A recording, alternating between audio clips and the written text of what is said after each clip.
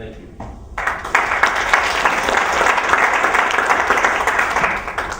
Douglas, I got one question.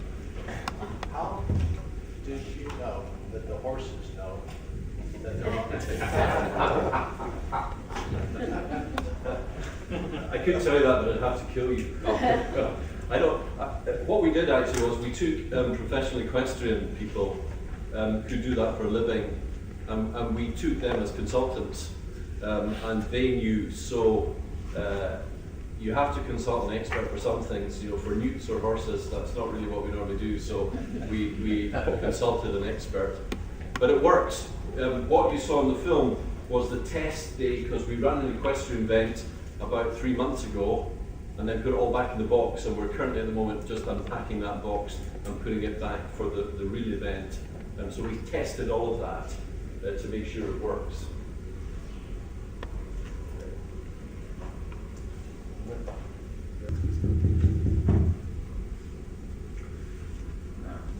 Thank you, Sri. I think one of the key points that I wanted to add to the discussion this morning, just before we went off for lunch, is what has been shared with us over the 2 days, transit-oriented development. And we have seen the great potential of this. And as we embark on this journey of improving public transport in Malaysia, and there's so much that can be achieved. And the degree to which we fall short of what is possible would be the degree to which we would have shortchanged the Malaysian people. So, how could we fall short?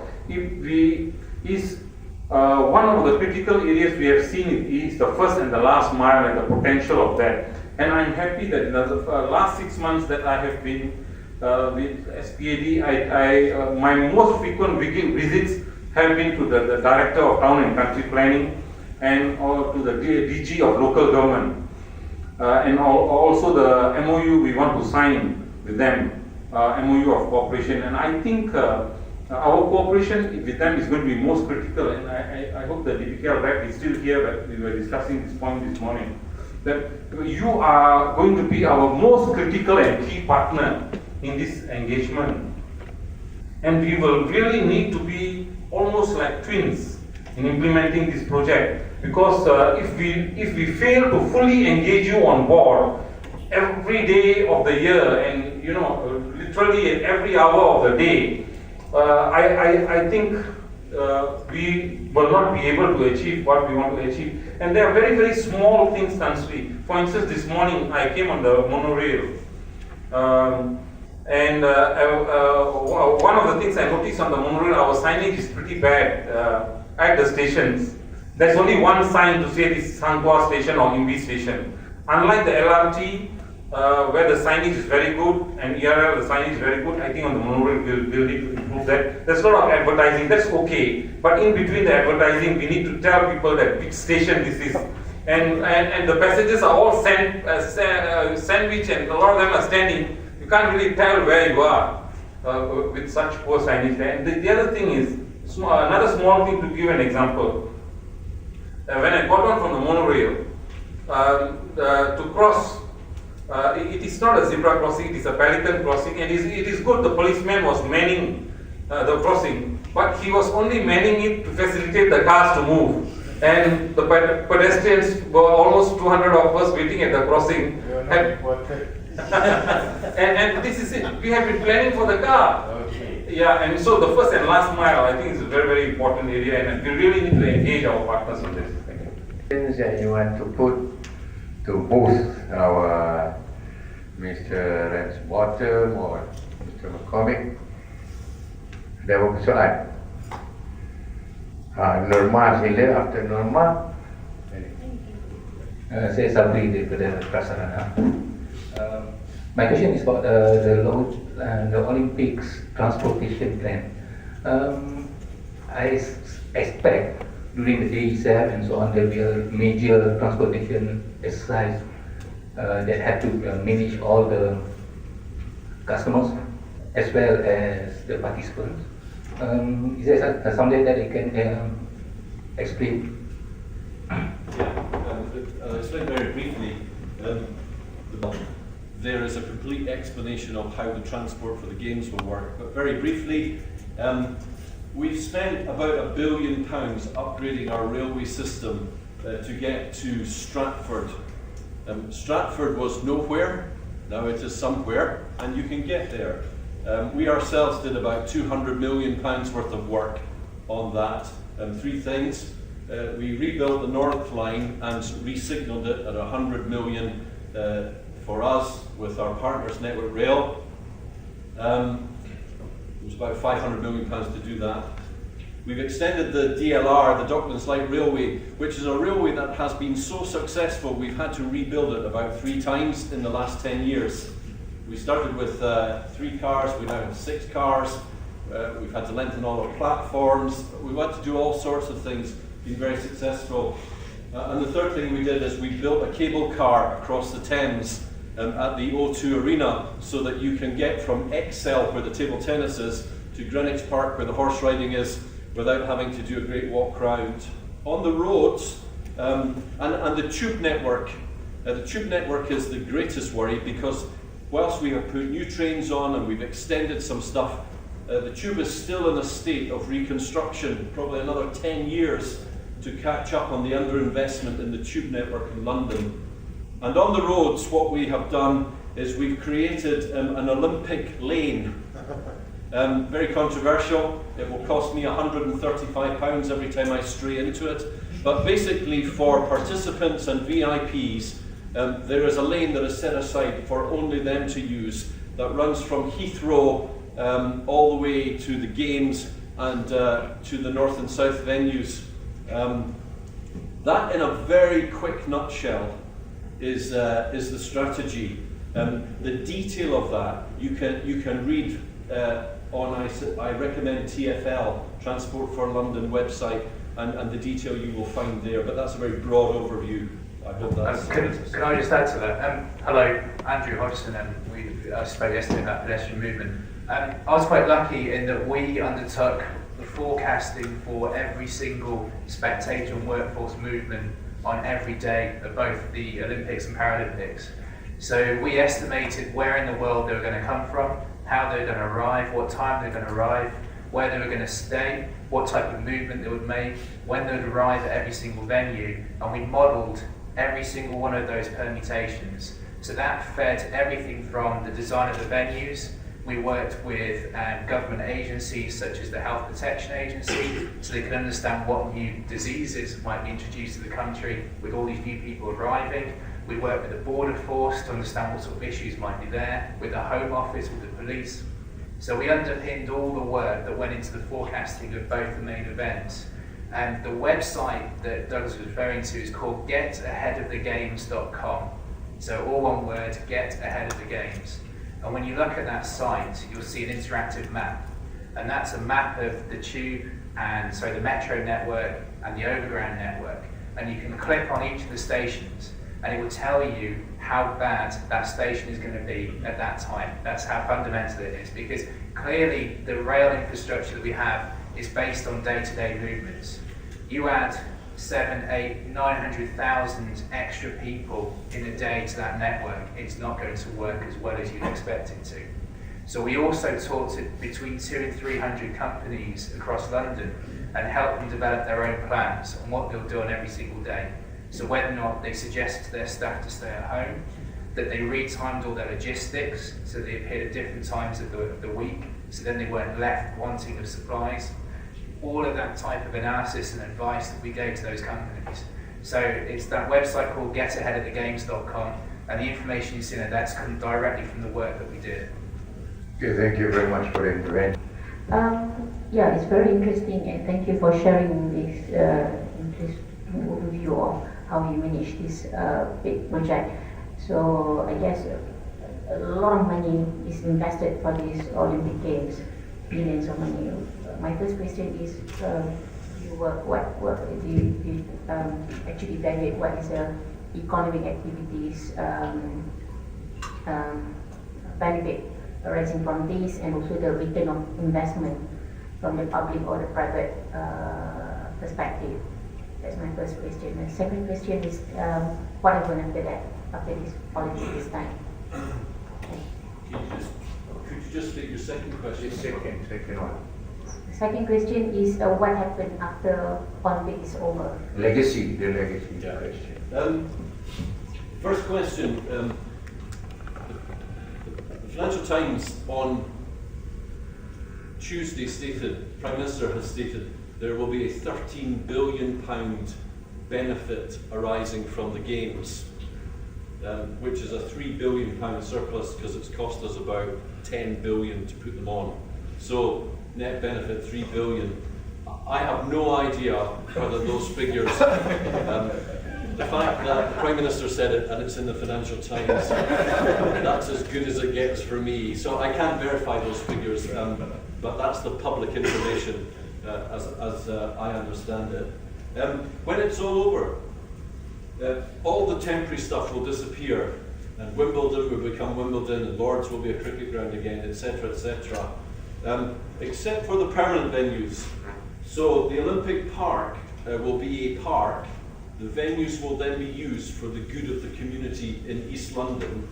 And in the 130 places where we've also built some things, that will return to the community for their use and for their benefit. And all of the places where we have built things that matter have been built in consultation with the community.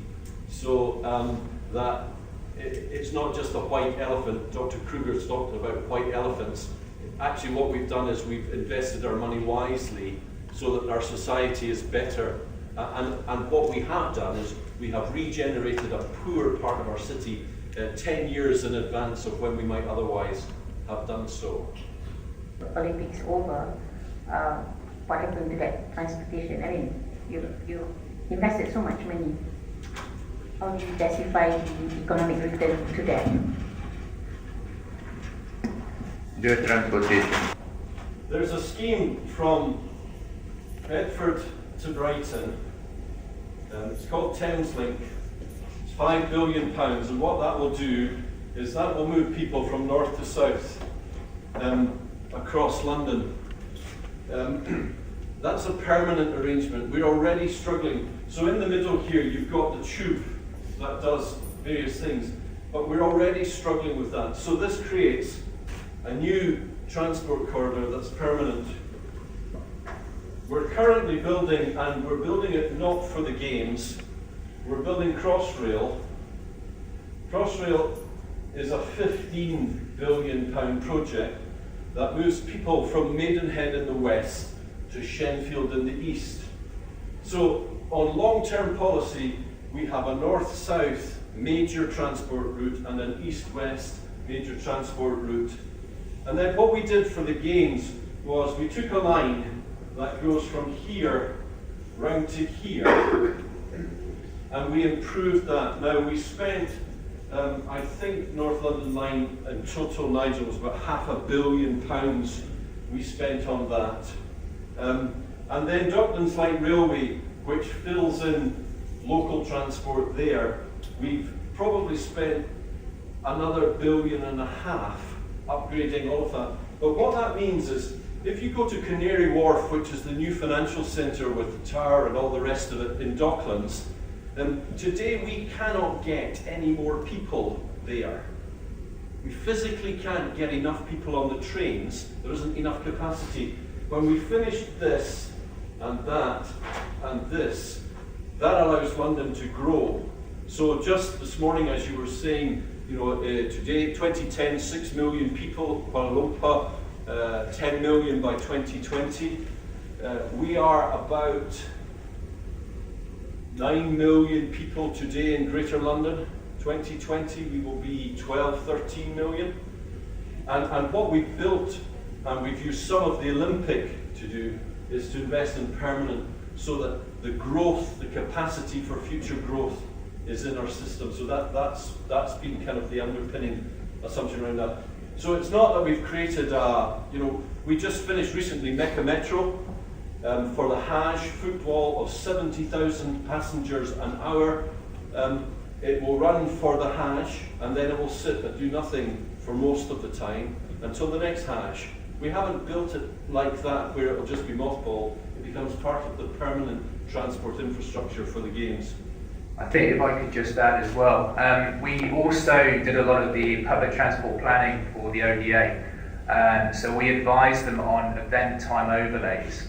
So those have talked all about the strategic infrastructure that will be there after the games. What we also did was help them with the services that go from the main train station called St Pancras, where the spectators come in from the north, and they actually have a link through to the Channel as well, through to France and beyond. So we actually help them understand what they need to shuttle people between these key hubs and into the park, and that's called the Javelin service. So we gave them an idea about how frequent it should be, how many carriages they needed, what to do with the crowds and the people turning up. Still there. The other thing that we did, and I think I didn't touch on before, which I should have done, was about the last 400 metres. We call it the last 400 metres rather than the last mile. It's a very different problem because rather than having just general people moving around and going to intermediate destinations, we have crowds. When one of these trains stops, you've got 800-900 people disembarking and 800-900 people walking in a crowd to the event. As soon as they arrive at the event, they have to get through security. They call it mag and bag. So basically go through this airport-style security. What they couldn't afford is to have 50, 60 of these side by side to minimise the crowd. So we had to come up with ways of changing that shape of that crowd as it moved along the 400 metres. So it might be putting stalls in, could be putting in some information, these wayfinding signs that you were talking about earlier, letting people know whereabouts they are on their journey. So we did a lot of overlays as well as the strategic infrastructure just to help balance some of the problems across the games. Okay, thank you.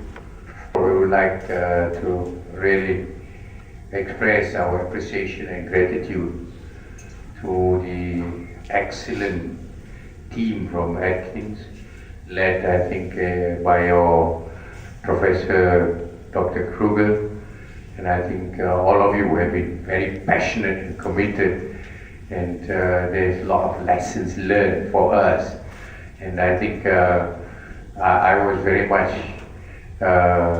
impressed by your work for the Olympics. You know? So I think Malaysia wants to host the Olympic. I do not know why yet. So I think we should learn from your experience. I would say that the participation have been very substantive, and I think all your presentations have been brilliant, and we have had a very high quality discourse. I hope it will not end here, but there are other ways and opportunity where we can learn from your experience at the same time as you look closer to Malaysia of what you can do, and with Malaysia, Malaysian companies and Malaysian entities. I think for SPAD, we would like to express our gratitude to the British High Commission.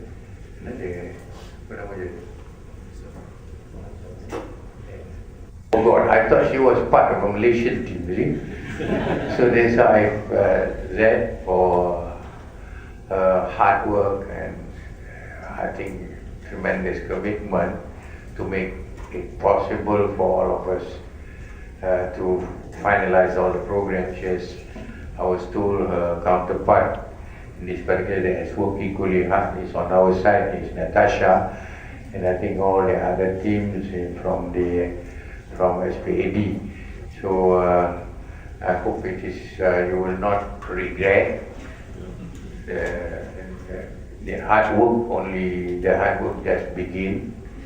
It's not the end of everything. I think on the most important thing is on the Atkins side. You have done a wonderful presentation for all of us. It's a wonderful experience, and whether it's rail, road, people, buses, so I'm sure all of us leaving this hall since yesterday is in the open session and now in the closed session will be very much enriched by the interactions that we have had for the 2 days. So let me, on behalf of my colleagues,